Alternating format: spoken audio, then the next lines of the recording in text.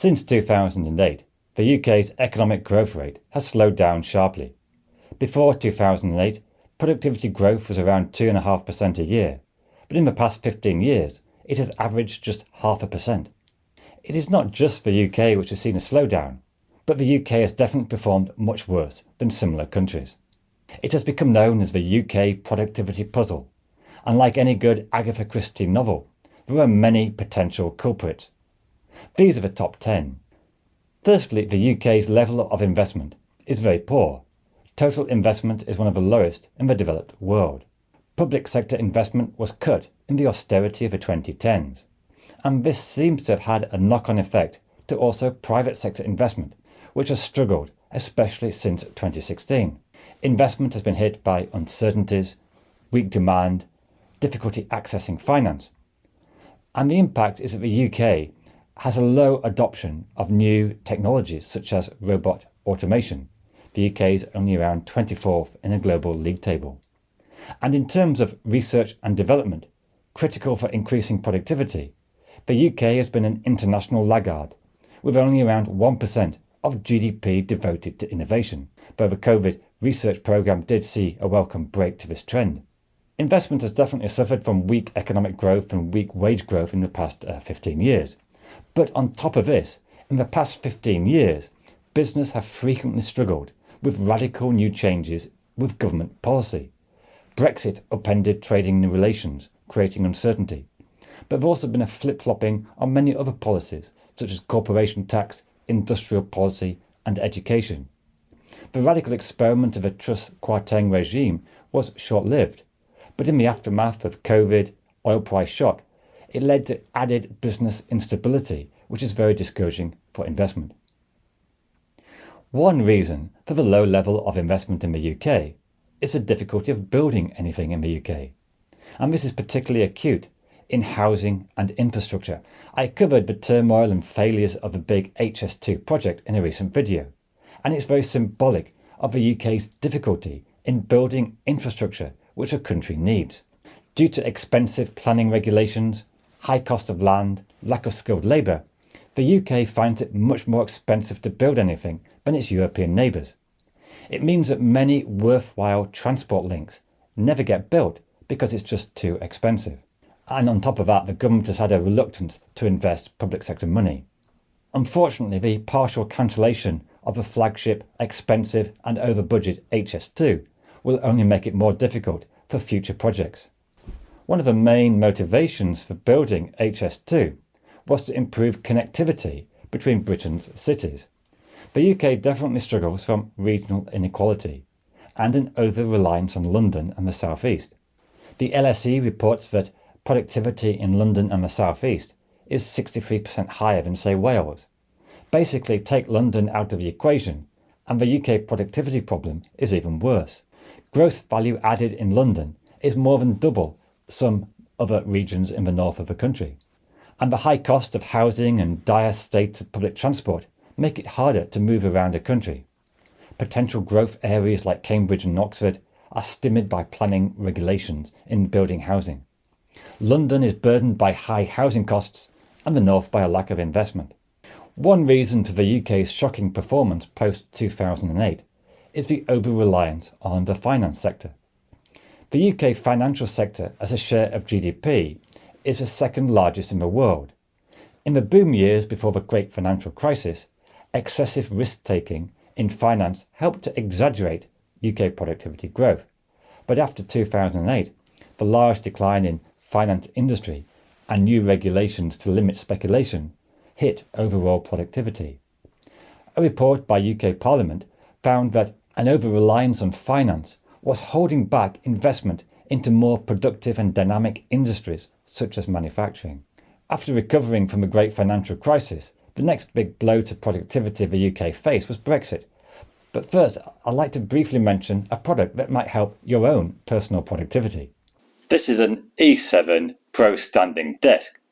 Many people like myself tend to get a bit of a bad back. One of the problems is we spend all day sitting down. But with this desk, we can easily increase its height so that we can work while standing up. This is a next generation desk with a weight limit of 160 kilograms, with no danger of me putting too much weight on. Its lifting speed is very quick, but design is 2 sea legs, very stable, and lots of room here at the front.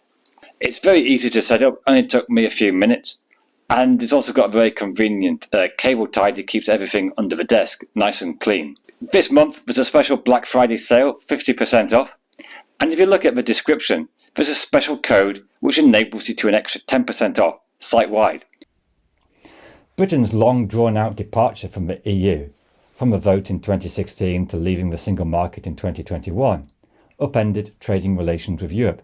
This particularly affected small and medium-sized business who face increased costs, uncertainties and barriers to trade. This has discouraged investment and reduced the UK's trade openness.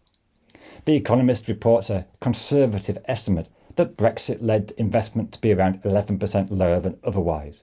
Other studies suggest it could be even higher.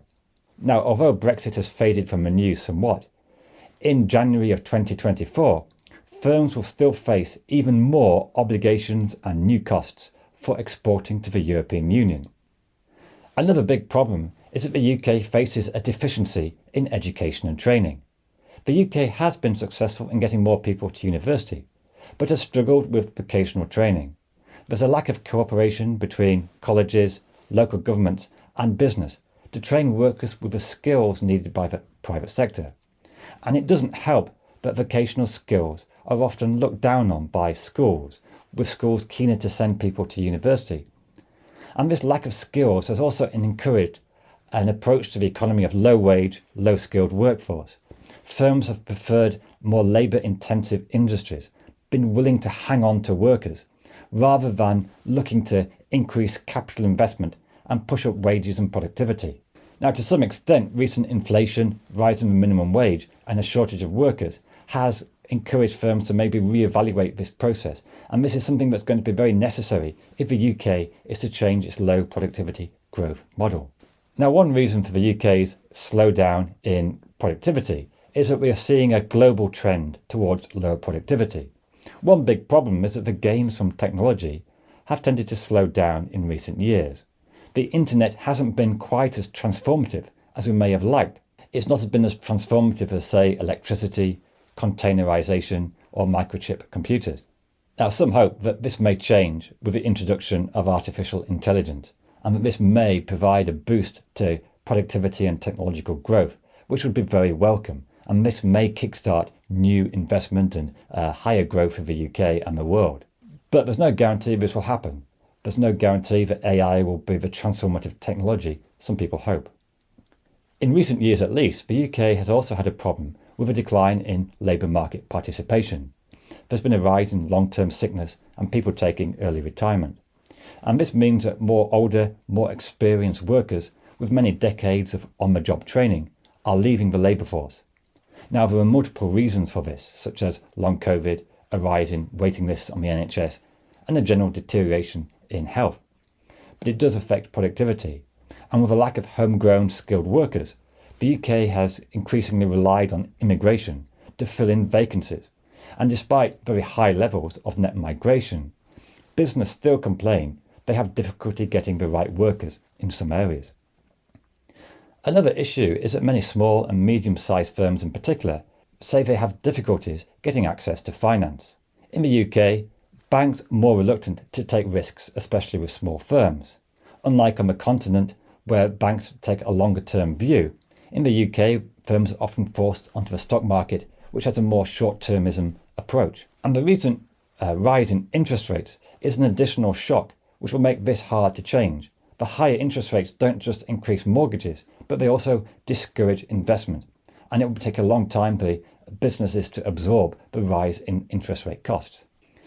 Another complicating factor for investment in the UK has been in recent decades the rapid growth in asset values, especially house prices and land.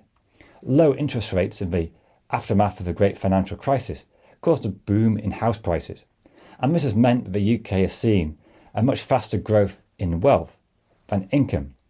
But as house prices rise, it's encouraged more investment in real estate, and rather than more productive and dynamic sectors such as manufacturing and research and development.